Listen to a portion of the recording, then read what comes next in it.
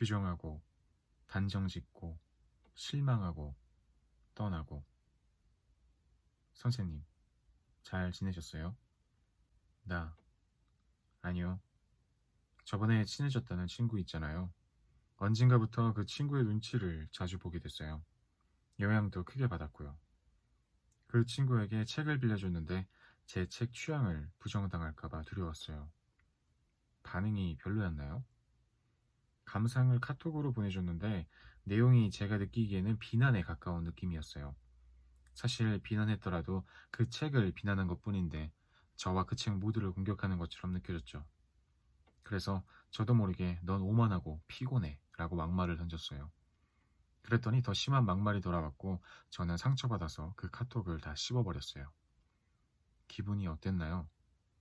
그 친구를 잃었다는 사실보다는 또 나를 무시하는 사람을 만났다는 데에 초점이 맞춰졌어요. 엄청 우울해졌고 화가 났죠. 만만한 내가 싫었고 그 친구도 미웠어요. 가장 큰 문제는 역시 흑백 논리네요. 흑백 논리요? 네, 자신을 코너로 몰아놓고 흑과 백, 둘 중 하나만 선택하려고 하네요. 사람을 사귀거나 안 사귀거나 아주 친하거나 다시는 보지 않거나 터뜨리거나 참는 거요. 늘 예스 아니면 노의 선택지만 존재하고 중간 단계는 아예 없네요. 그리고 그 친구와는 특별한 관계라는 생각에 참고 버티며 관계를 이어가려고 했을 수도 있어요. 진짜 자신의 모습이 아니니까 지친 거고요. 맞아요.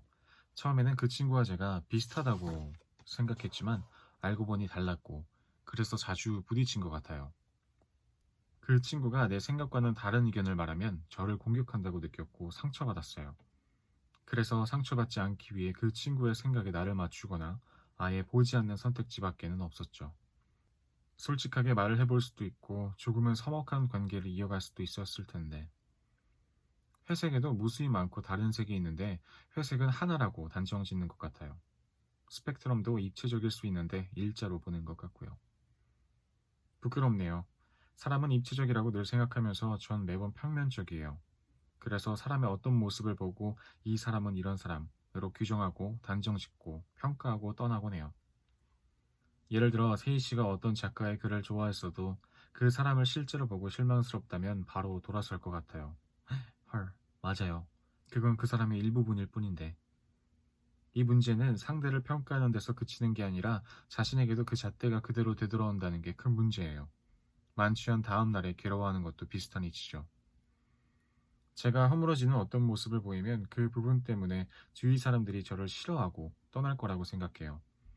하지만 저는 사랑하는 사람들의 다양한 모습을 알고 있어요. 못난 부분, 멋진 부분, 소심한 부분 등등. 부정적인 부분이 있어도 그냥 그 사람이기에 좋아하죠. 그러면서도 저 자신은 아주 작고 부분적인 측면으로도 금세 버려질 수 있다고 생각하고 불안해해요. 결국 자존감 때문이겠죠. 자존감이 높고 내 취향에 대한 확신이 있다면 그 사람이 그걸 비판하든 비난하든 신경 쓰지 않을 거예요. 그러게요. 얼마나 제 취향에 자신이 없으면 그런 걸 걱정했을까요? 평가가 도대체 뭐라고.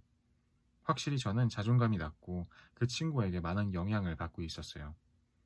제 중심이 곧게 서 있지 않으니까 상대의 이야기가 나를 향한 공격으로 느껴지고 다양성이 있을 수 있는데도 그걸 옳다 그르다는 시선으로만 보게 된 것 같아요. 또 다른 일은 없었나요? 이번에 깨달은 게 있어요. 저는 애정과 영향력을 동일시했어요. 제 뿌리가 너무 약하고 깊지 않기 때문에 상대에게 많은 영향력을 행사해야만 안심할 수 있었죠.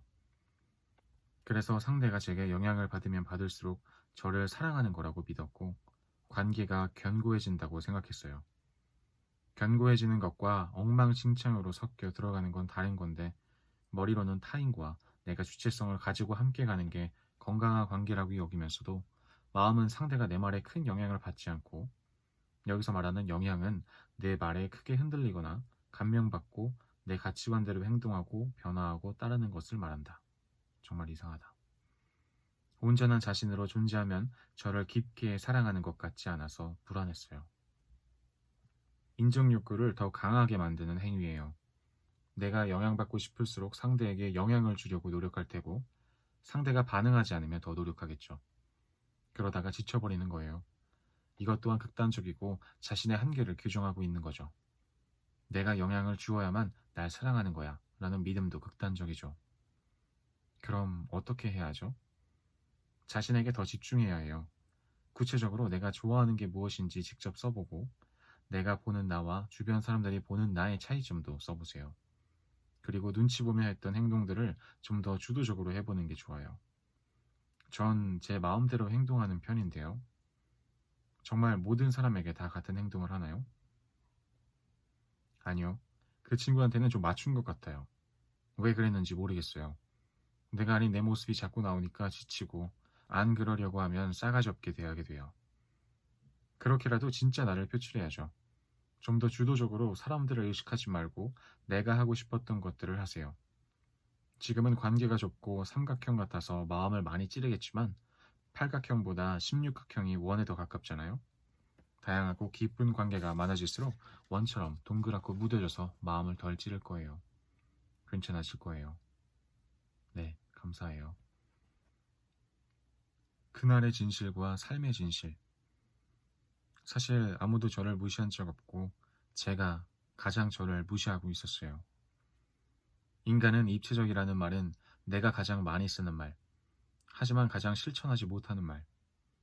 사람은 모두 여러 면을 가지고 있고 행복과 불행은 공존하고 모든 일은 다 상대적이다. 아무도 날 무시한 적 없고 사실은 내가 가장 날 무시하고 있다. 그 애와의 카톡을 다시 보니 그냥 넘길 수도 있는 일이었다. 그 애가 나를 무시한다는 전제가 깔려 있었으니 그 내용이 고깝게 보일 수밖에 없었다. 그래서 그 애가 반응할 못된 말로 공격했던 거고 관계의 끝을 위해서.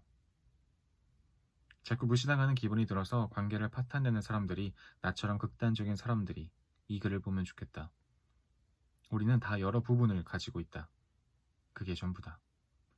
그걸 가지고 이 사람과 관계를 이어가거나 그만두는 문제가 아니라는 뜻이다. 머리로는 잘 아는데 마음은 잘 섞이거나 녹아들지 않는다. 불행은 불행대로 기름처럼 우위를 차지하고 행복은 밑으로 꺼진다.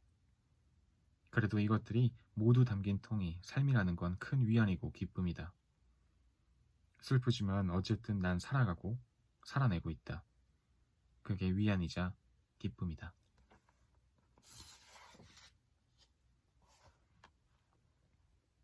오늘은 여기까지 읽겠습니다. 오늘도 수고하셨습니다. 감사합니다. 안녕히 주무세요. 잘 자요.